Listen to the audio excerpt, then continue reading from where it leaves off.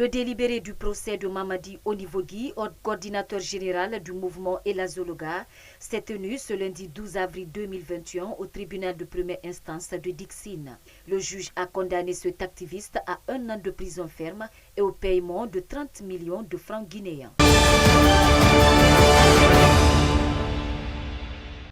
Le collectif des frustrés du RPG ne compte pas baisser les bras. Ces militants revendiquent la reconnaissance de leur combat mené depuis les premières heures du parti par le président Alpha Condé. Ils entendent manifester dès après le mois de Ramadan.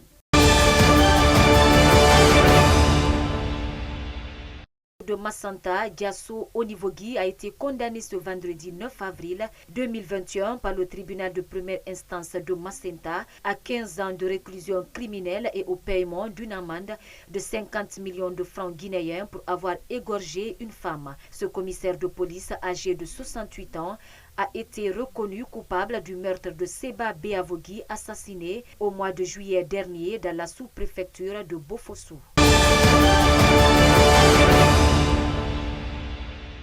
Sur le continent au Kenya, en ce premier jour de Ramadan, le pays est lui aussi frappé par une troisième vague de Covid-19 plus virulente que les précédentes, forçant le gouvernement à durcir les mesures. Le couvre-feu a été instauré de 20h à 4h du matin, ainsi que la fermeture des lieux de culte et l'interdiction des rassemblements pour les 2 prochains mois.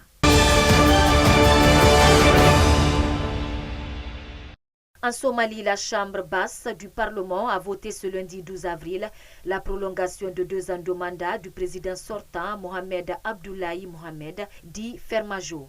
Ce vote entend débloquer la crise politique dans laquelle le pays est entré le 8 février dernier, lorsque le mandat du président avait expiré et que l'élection présidentielle n'avait pas pu se tenir.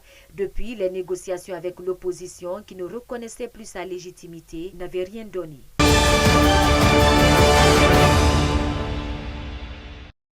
Le trafic de faux médicaments en Afrique s'est particulièrement amplifié depuis les années 1980. Les 17 et 18 février 2020, la déclaration de Lomé engageait 7 pays du continent à introduire les sanctions pénales pour criminaliser le trafic de médicaments de qualité inférieure et falsifiés.